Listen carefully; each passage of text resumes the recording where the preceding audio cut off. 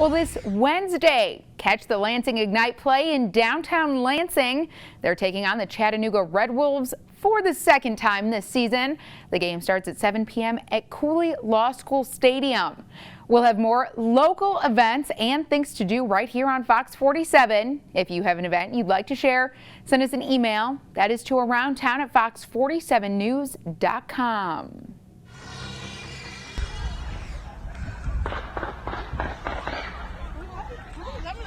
Well, at least 4 people are dead and more than a dozen are hurt after gunfire broke out at a popular food festival in Northern California. Right now, police say one suspect is dead. They're still not sure if another possible suspect is out there. Last night, officers responded to a report of an active shooter at the Gilroy Garlic Festival. Police say the suspect got in by crossing a nearby creek and cutting through a fence to avoid security. Police say the gunman opened fire and appeared to shoot people at random. Now, 3 people were killed. One of them is a 6-year-old boy. Police are still investigating a motive for that shooting. Connor Powell has the absolute latest for us this morning. Well, as you can see behind me, this is still very much an active crime scene. Police are on hand processing the evidence that they're finding right now. Very little is known about the shooter, but just in the last few hours, local authorities have released the names of one of the victims. Among the 3 people that were killed was a 6-year-old boy named Steven Romero. A weekend of fun and family ended in tragedy after a gunman opened fire at the Garlic Festival in Gilroy, California, Sunday evening. Witnesses say a band was starting its encore at the annual 3-day festival when they heard what they thought was fireworks or part of the production.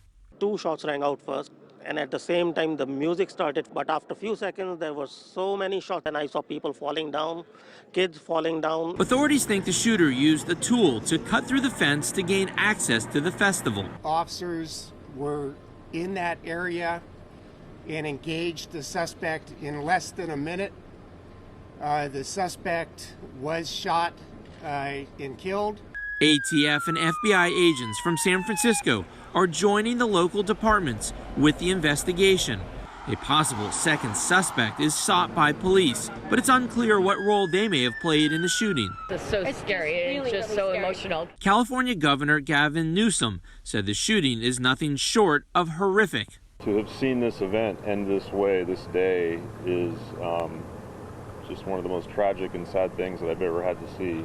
Thank you, Father God, for your mercy. We thank you, God, for your loving kindness. Enforcement are expected to give a press conference later this morning to add some clarity to exactly what happened here last night. The big question right now for a lot of people here is, what is the status of this second suspect and what role did he or she play? And also, are they a danger to the community? In Gilroy, California. Connor Powell, back to you. And also breaking this morning, fire officials are crediting new gear with saving a dog's life in this house fire in Lansing. It happened just after 12:30 this morning.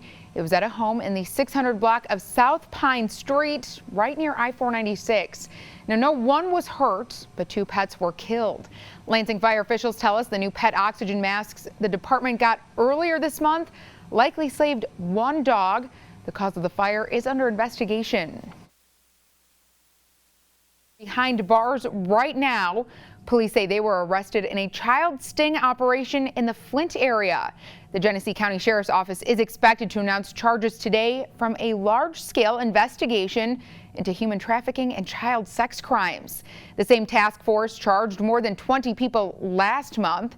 A former police officer and a U.S. Army National Guard member waiting to be shipped out for training are among those charged. Each man faces up to 20 years in prison if convicted. And the manhunt is expanding for 2 teenagers wanted in the killings of 3 people in Canada. The military is now joining that search. The teens have been on the run for almost a week. Authorities are swarming the small town of Manitoba, Canada. Now, 2 people matching the teens' descriptions were seen there going through a dump.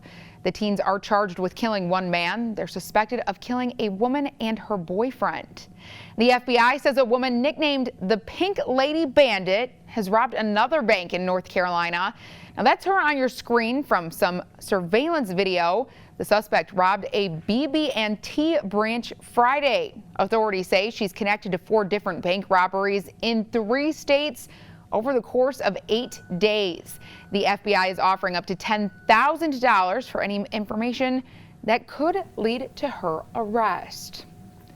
And you know, Claire, today might not be a bad day to 1, nap. Yes. But 2, if you got to go out, maybe keep the umbrella on hand. Yeah, you're probably going to want to pack the umbrella in the car if you're leaving because the rain comes later this afternoon. So not a complete washout, but we will see at least a couple heavier downpours later on. Now, right now this morning, we're dry for the time being. Satellite and radar showing you clouds starting to fill into the region. That will be followed by those showers you can see now just crossing through Lake Michigan. A cold front is headed our direction. It will arrive early this afternoon, and that will lead to some scattered showers, even a few thunderstorms. And again, a few locations could see some heavier rain later this afternoon. Temperatures right now this morning, it's actually a pretty mild start, 73 degrees. The current temperature in Lansing at 72 this morning. In Jackson, 72 in Mason and Charlotte as well. It's 74 this morning in Marshall. Now for today, we are expecting highs that climb at least into about the lower 80s, and it's going to be muggy. Dew points right now in the mid 60s, so you're already feeling it. It's pretty sticky out there, and that will remain at least through the afternoon hours. Once that cold front passes through later this evening and later tonight, I think it'll feel a little bit better. So afternoon highs in the low 80s for most of the region. Once that rain moves in, it will help cool us off. It will be breezy today with winds that come in from the south-southwest at 10 to 20 miles an hour. Could see a few stronger wind gusts with any thunderstorms that roll through later. I'll time that out hour by hour in just a few minutes. So for us, at least, we can nap today, and it's not going to be a big loss. I mean, on Monday, naps are always a good thing, right? Naps are a good thing, and this is good Monday weather, I think. Yes, exactly. All right, thank you, Claire.